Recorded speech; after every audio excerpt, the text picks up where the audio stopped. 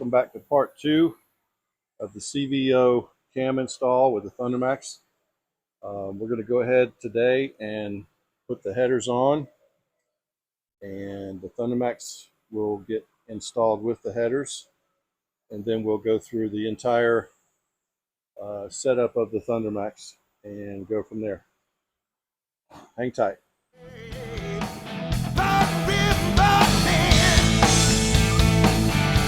As the day goes on, my vision dim, and it feels so low. You got me on the mind. So I spared you the boredom of putting an exhaust system on a bike. It's pretty much standard stuff. Did the breather today, this afternoon, and the next step is going to be the Thundermax chapter. I had a vision I could see.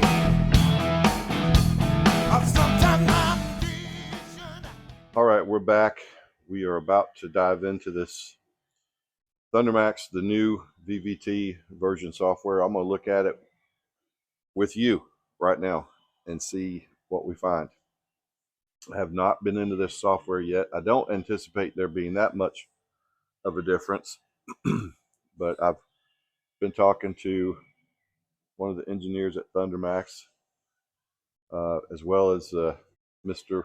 Brown from Cyclerama about this, and it should be pretty smooth, super smooth. But I'm gonna get started with it right now. So the first thing we have to do, I've already got the bike connected to the computer, but I'm gonna go ahead right now and turn the bike on and see if we can link up.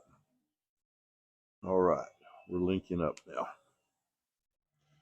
Okay, as with normal, it's asking us to enter the vehicle VIN number. Okay, so we're going to go ahead and enter the VIN number, and let's test that number. See what we got. There it is, CVO. VVT 121, 2023 model. So we know what we got. Good deal. Going to ask us to register it. We're going to go ahead and do that. We're going to put in the owner's name. All right, and then once the information is in there, we'll go ahead and close it, and that will send it over to Thundermax. All right. So we're going to go ahead and kill the power just for a second. Make sure the firmware is updated. Firmware update. Okay. Automatic, right there. So no firmware update available at this time. Good deal. So we're good to go. Let's go over here to EFI Maps and M8, Big Twin M8 Maps right there. Let's show all maps. All right, so let's go in here and look at the maps. See what's available. Here's the 121s. Let's scoot over here and look at the options. This map was just created April 8th. This is fresh stuff, people. All right, so they don't even have any maps available, and why should they? For any cams that are out there right now, aftermarket cams for the VVT. So what we're going to do in this case is we're going to use this map right here, which is map 508. We're going to load the base map. Right, the map. Yes. Yes. Okay, so that's map 508. That's the only map they have in there right now, and it's understandable. This is all brand new stuff for Thundermax. I think today's the 22nd or 23rd, so a couple weeks ago they loaded the map in here and sent those out. So that shows that we're one of the first people, not beta people, but we're one of the first, I guess, jabroni class businesses to get a hold of the VVT Thundermax. They've been running this on a beta type program with other shops, which is great. We're just not one of those shops, which is okay too. Okay, so map's in there, so let's rock the power, turn the power off. We're going to do this 3 times. There's 1. Okay, off.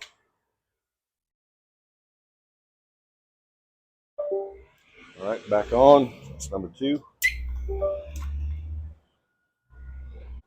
All right, we're going to turn it back off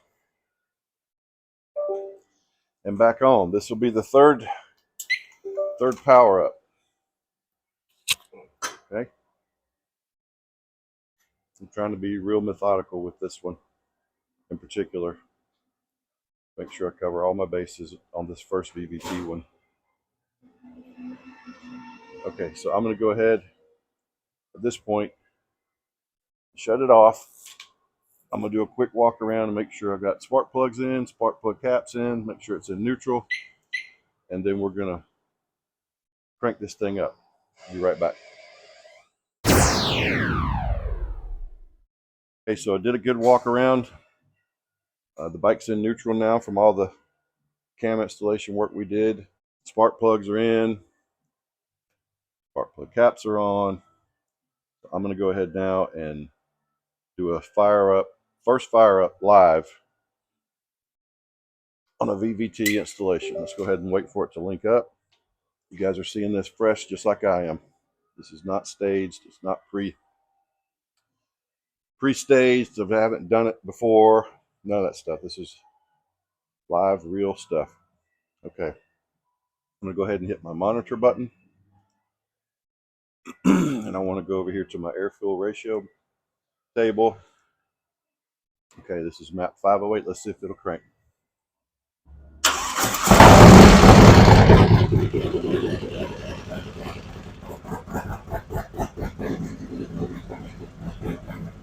Let's give it a minute to settle in on the AFRs.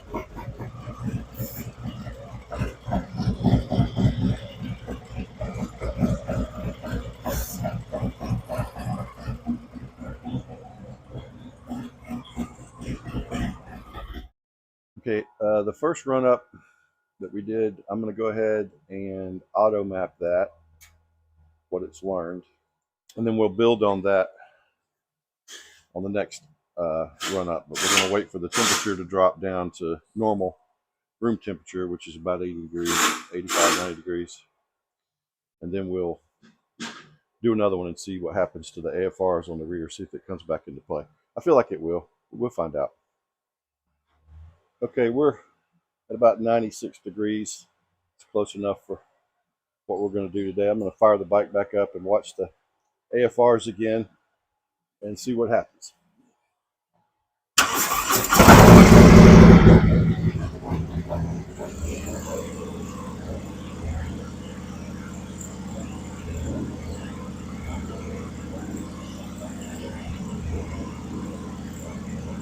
All right, on the second run up, it did bring the AFRs into spec there, so we're good to go. As far as that goes, we don't have a leaking intake manifold seal or anything like that. Just needed a couple of run-throughs, idle tunes there to get everything to where I think it should be okay. Now we're going to go out and test ride this thing and see how it runs.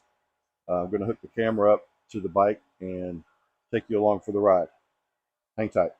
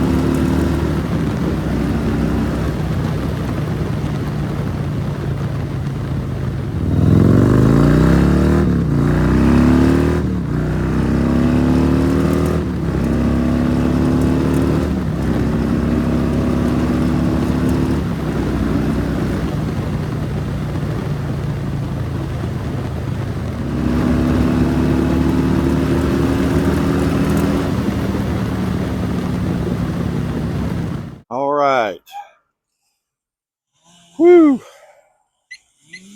So this is the first time I've ridden a CVO with variable valve timing. I know they've been out a couple years, but I haven't ridden one. Had many opportunities, but I just haven't. So I don't have a personal baseline of what these things feel like stock. I have a personal baseline on what these things feel like with a Thundermax and a Cyclerama Cam in it. I can tell you that. And this will make a person go into debt. This bike right here will cause a person to get a divorce or get married or whatever, but it'll cause something to happen. This thing's unbelievable. I don't have a way of measuring before and after horsepower and torque except by the seat of my pants. And again, I said I didn't have a reference, so I have no way of knowing without taking it to a dyno and having them run it to get the specific numbers. And we may do that. Depends on if Zach wants to do it or not.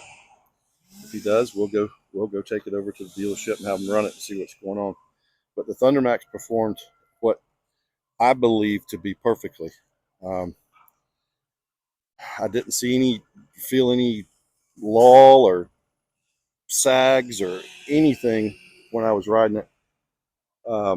It's going to need to dial itself in, of course, like they all do, as far as fuel and that. But even the base maps that I put in at the 508, I went through the fuel maps, and it didn't move hardly any. It didn't make many changes, so they had it. It's pretty dialed in. What the map they loaded, which is only one, and it's for the stock cam. But as time goes on, they'll develop maps for a lot of different cams as cams come out.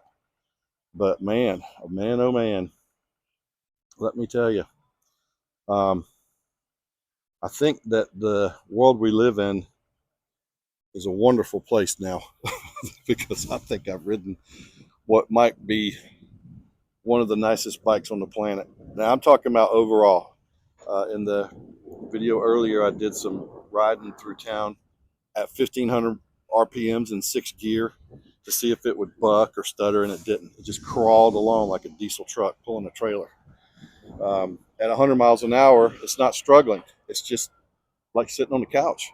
It's like watching. It's like playing a video game on the couch. I can't say enough about the two products right now. In my opinion, this is probably I can't even think. I mean, but anyway, I want to let Zach Cup know how much I appreciate him trusting me to do this experimental, now non-experimental job. It came out great. I couldn't be happier. Want to thank the guys at Thundermax and Wes and Pam at Cyclerama for a little bit of guidance they gave me, which was just perfect. Really all I needed was a little bit of guidance. This is new territory. This VVT stuff is new territory. And it's coming around. It's coming around real fast, as a matter of fact. So I appreciate you guys watching. Hopefully this will ease your mind a little bit about tuners and VVT cam installs, tuning them. I mean, there is really not a whole lot of tuning I had to do, if any. I loaded them out and went and rode it, and poof, it's done.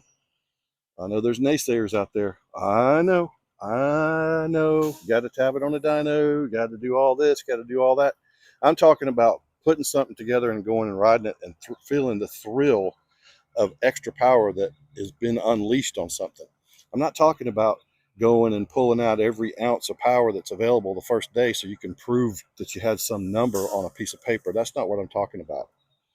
I'm talking about basically a bolt together plug-in deal that works. That's what I'm talking about, and this works.